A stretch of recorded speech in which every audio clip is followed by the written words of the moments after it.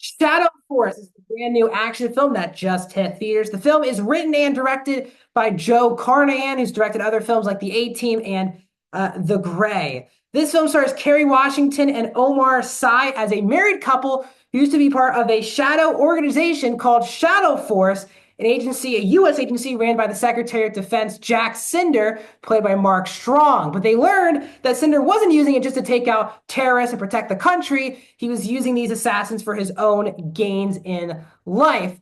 And also Isaac and Kira, played by Washington and Sy, fall in love, which is, again, disobeys the one rule of being in the Shadow Force. So in order to escape, they flee and they try to go on the run as Cinder remains after them for multiple years. Also in the film is Javine Joy Randolph as Auntie, a character very close to the main character's family. The film is an hour and 44 minutes and is rated R. Welcome back, everyone, to a brand new review here at Max Talks Movies. My name is Max Dinenberg. We're talking Shadow Force. First of all, if you're new to the channel, guys, please hit that subscribe button and ring that bell for notifications. I do movie franchise rankings, out-of-theater reactions. Every Tuesday, I do a box office breakdown show, as well as my usual movie and TV show reviews. I release videos daily, so please subscribe and also ring that bell so notified via email or on the YouTube app when my videos hit the channel. Also, comment down below. First of all, have you seen Shadow Force? Did you like it? Did you not like it? First of all, also, did you not even know this movie hit theaters? Is this a feeling like a streaming movie for you? Let me know down in the comment section. Also, guys, please hit that thumbs up button. That's how you support this channel. So I was not very excited for this movie going in. Even though I'm a huge fan of Omar Sy, especially in action films, he doesn't really pick a lot of great action films to be in. The Joe Carnahan element made me a little bit more interested, but the fact that I didn't really see like a single trailer for this movie. Actually, I didn't see a single trailer for this movie before seeing it. And I go to the movies around 2 or 3 times a week. And it's very rare for me to miss a trailer for a movie that I'm going to see in theaters. This was a rare one. So I didn't know what to expect whatsoever from this movie. Obviously, I don't look at any reviews or anything. So this is as blind as it gets for me walking into a movie in theaters. And I will say, I think this movie just was not for me. Has a very strong ensemble. Let's get that straight right away. The cast is very good here. Omar Sy is easily the best part of this film. He plays, again, the father of this married couple. He has a very good relationship with his son, who is Kai, played by Jaleel Kamara, who is also very strong in the movie. But Sy brings both his French flair to this movie, but also he's easily the most believable character in the action scenes out of the entire film. He's the one that I have been just, if you've been following the channel for a long time, I review a lot of his movies. He's an actor that I just don't understand isn't a part of or leading major action franchises.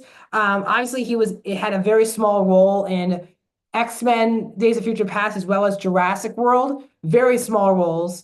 And I've seen him pop up in so many, roles. And I'm always thinking that he always stands out in things, including like the Book of Clarence. I don't understand why he hasn't really taken off outside of being a monster star in France. He really does translate into these American movies very well. And he's excellent here. Mark Strong knew exactly the job that he was asked for, which is playing a very over-the-top, mustache-twirling villain that he has played in a billion movies. I wish he stopped getting pigeonholed in these type of roles, but he definitely had fun here. Da'Vine Joy Randolph randomly is in this movie. She's very good. I love Da'Vine Joy Randolph. Really worth that performance in Holdovers for the Oscar. She's phenomenal and is very good in the movie. I think Kerry Washington is okay in this movie. She's very capable in the action scenes. I just think a lot of her performance feels very off to me. She doesn't have really got good chemistry with Omar Sy, and I just didn't find her out of the main set of characters. I thought she was easily, honestly, the least interesting character in the film. The action itself is done very well. It's all very much hand-to-hand combat. That is fine. The performances are there. They're also the movie. I was nervous this would feel like a streaming movie.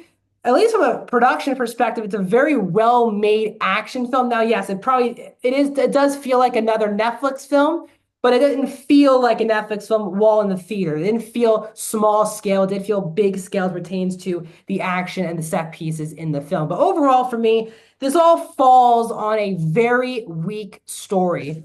And the movie does not work unless you care about this couple played by Washington and Omar Sy. And while maybe the characters individually are interesting, especially Isaac played by Omar Sy, as I said, I just didn't really care about this couple.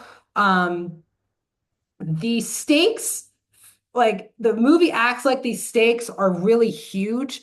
They just don't feel these huge stakes that they are. And again, it's a stupid action movie, but there's so many times where characters should be dead. Not just are they not dead, but they are walking around with barely any bruises. There's a part in the movie where a character shoots something and fire kind of blows up. It really should blow up their entire body and burn them to death.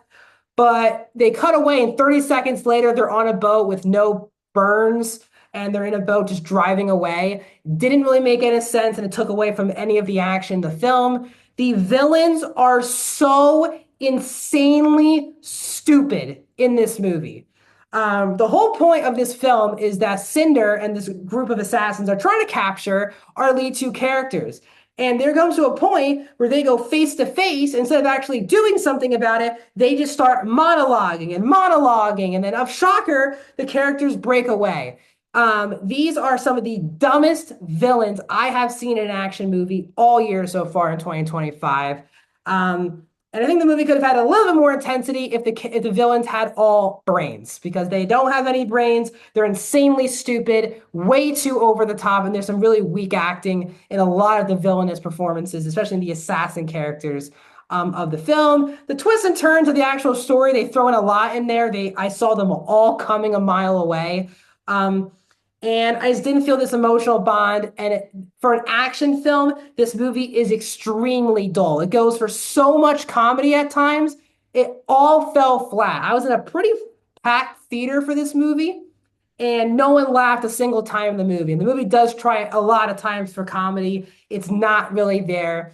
And it comes off as just another boring, dull action movie. And even if an action movie isn't going to be a very good movie, I just want to have fun in the theater. And this one left me more bored than really having a good time. So overall, I'm going to give Shadow Force a 1.5 out of 5, a 32%. What are your thoughts? Let me know in the comment section down below. Subscribe, and I'll see you guys soon.